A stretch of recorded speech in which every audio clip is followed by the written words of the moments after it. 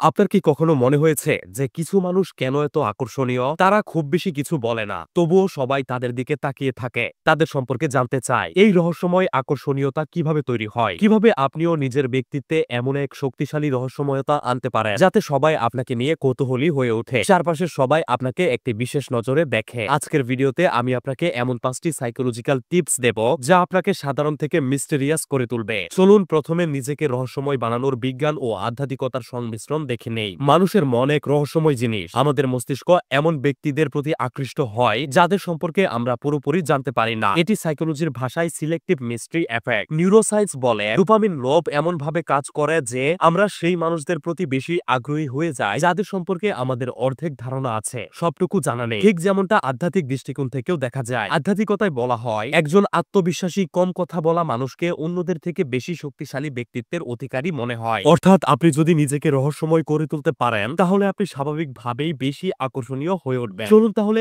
এখন এই বৈজ্ঞানিক ও আধ্যাত্মিক দৃষ্টিকোণ থেকে কয়েকটি সাইকোলজিক্যাল কৌশল জেনে নেই যা আপনাকে সত্যিকারের রহস্যময় ব্যক্তিত্ব গঠনে সাহায্য করবে। প্রথম কৌশল, টক লেস থিংক মোর নীতি, অর্থাৎ কম বলুন বেশি ভাবুন। যখনই আপনি কথা বলবেন মনে রাখবেন কম কথায় বেশি বোঝানোই হলো রহস্যময়তার মূল মন্ত্র। অর্থাৎ আপনাকে অল্প কথা বলে বেশি বোঝাতে হবে। এতে করে আপনি মানুষের চোখে হয়ে উঠবেন জ্ঞানী এবং রহস্যময়ী। এছাড়াও যারা কম কথা বলে তাদের কথা সবাই মনোযোগ দিয়ে শুনে। অপ্রয়োজনীয় তথ্য শেয়ার করবেন না, নিজেকে প্রেডিক্টেবল করে তুলবেন না, বরং যা বলবেন স্টেট কার্ড স্পষ্টভাবে বলবেন। তো আজকের পর থেকে যখন কেউ আপনাকে কোনো প্রশ্ন করবে বা কিছু বলবে তখন উত্তর দিন সংক্ষেপে এবং ধীরস্থির ভাবে। দ্বিতীয় কৌশল, ইউজ দ্য আই ল্যাঙ্গুয়েজ, চোখের ভাষা ব্যবহার করুন। মানুষের চোখ সবচেয়ে শক্তিশালী অস্ত্র। আপনি যদি কম কথা বলেন কিন্তু আপনার চোখের এক্সপ্রেশন শক্তিশালী হয় তাহলে মানুষ আপনার দিকে আরো বেশি আকৃষ্ট হবে। কিভাবে চোখের এক্সপ্রেশন শক্তিশালী করবেন চলুন 3টি ছোট ছোট কৌশল জেনে নেই। গভীরভাবে তাকান, কিন্তু খুব বেশি না। হাসার সময় পুরোপুরি হাসবেন না, একপাশে হালকা স্মার্ট স্মাইল রাখুন। কথা বলার সময় মাঝে মাঝে একটু থামুন যাতে মানুষ আপনার প্রতিটি শব্দ মনোযোগ দিয়ে শুনে। তৃতীয় কৌশল,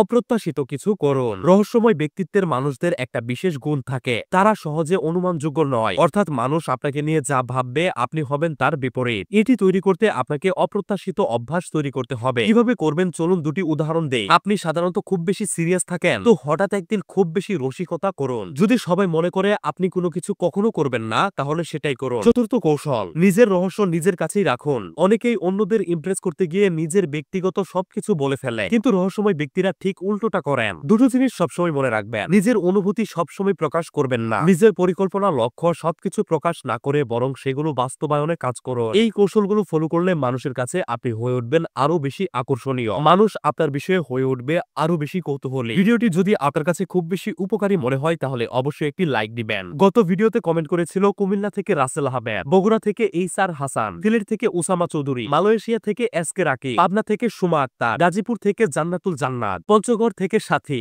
ভালুকা থেকে আশিক সহ আরো অনেকেই। আপনারা যারা যারা কমেন্ট করেছেন আপনাদেরকে অসংখ্য ধন্যবাদ। এই ভিডিওটি আপনি কোন জেলা থেকে দেখছেন অবশ্যই কমেন্ট করে জানান, যাতে পরের ভিডিওতে আপনার আইডির স্ক্রিনশট সহ আপনাকে ধন্যবাদ জানাতে পারি। এবং ঈদের আগে পর্যন্ত যারা আমার ভিডিওতে কমেন্ট করবে তাদের মধ্যে কয়েকজন ঈদের দিন আমার কাছ থেকে পাবেন ঈদ সালামি। এরকম প্রয়োজনীয় ভিডিওগুলো মিস না করতে অবশ্যই পেজটি ফলো করে রাখুন। অসংখ্য ধন্যবাদ।